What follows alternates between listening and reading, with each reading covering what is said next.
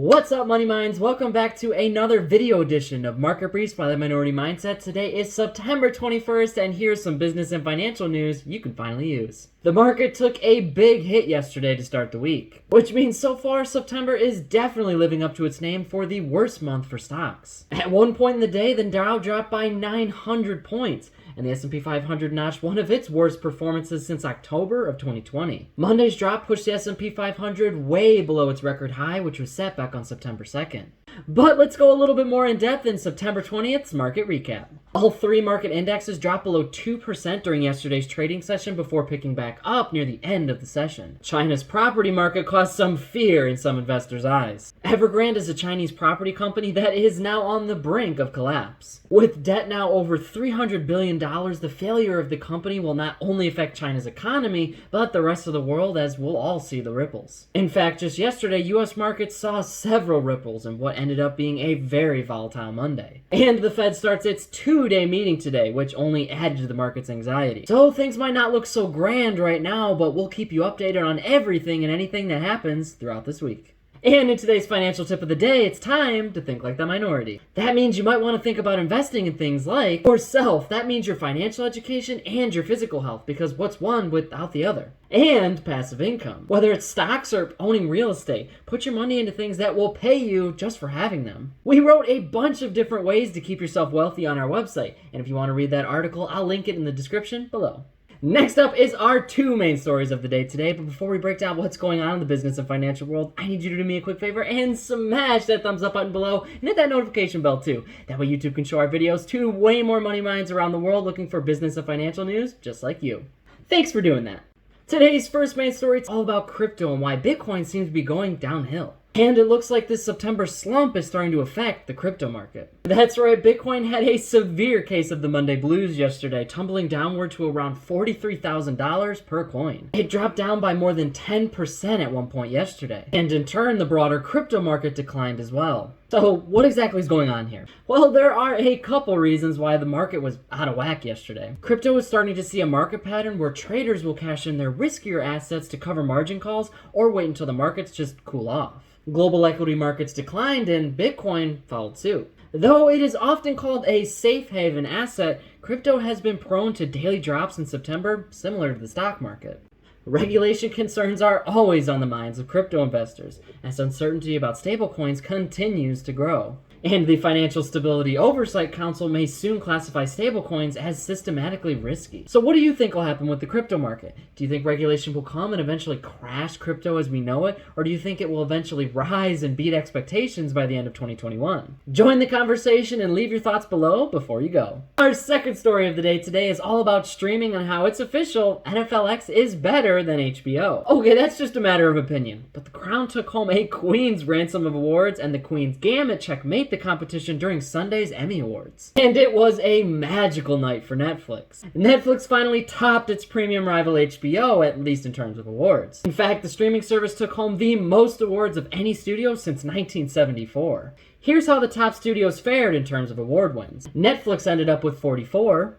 HBO had 19, Disney Plus and Apple TV Plus had 14 and 10 respectively, and NBC and VH1 both had 8 and 6. Overall, there was actually a lot more hype for this year's Emmy Awards than compared to the past. 7.4 million people watched the awards ceremony on Sunday. That's up from the 6.1 million that watched last year. That's it for our main two stories of the day today, so let's take a quick break to talk about today's sponsor, Fundrise. Fundrise is real estate investing made easy. Now you can invest in real estate without unclogging toilets with Fundrise. In fact, Fundrise is the first simple, low-cost real estate investment platform. You'll get paid with dividends every quarter, and your money is invested into a portfolio of real estate across the country and not just one property. And the best part is all you have to do is fund your account and pick your investing goals. You can even start investing for as little as $500. So take Fundrise for a test drive. And if you're not happy with your Fundrise investment after 90 days, they'll buy your investment back. So if you want to invest in real estate with Fundrise, I'll leave a link in the description below on exactly how you can do that. Big thanks to Fundrise for sponsoring this video, and now let's get back to the news. Our next story is all about retail and new beginnings. More specifically, Peloton is looking to take its business elsewhere after its home sales have declined since the economy started to reopen. Earlier this year, Peloton acquired Precor Paycor, which is a fitness equipment manufacturer, for around $420 million. The move gives Peloton more manufacturing space in the US, as well as better, faster rollout for precursor treadmills, cycles, ellipticals, rowers, and other gym equipment. Now, armed with this new acquisition, Peloton is looking for way more commercial clients like hotels, universities, and resorts to offer equipment to. The CEO of Peloton believes commercial partners will offer way more exposure and awareness for their products. But Peloton is currently in a bit of a rough patch. Although Peloton boomed during the pandemic while gyms were closed, its shares are down 32% so far this year.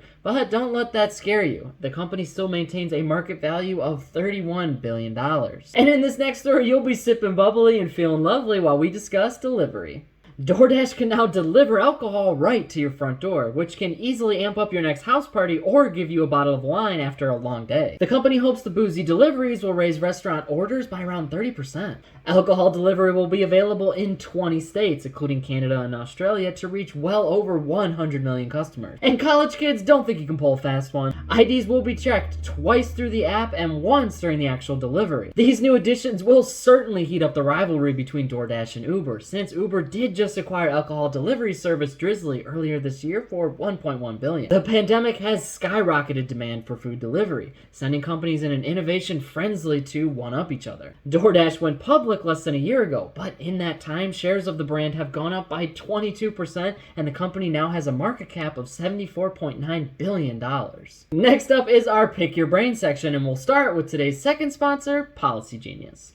I'm gonna be real with you when I say that buying life insurance just flat out sucks. But with Policy Genius, it kind of unsucks.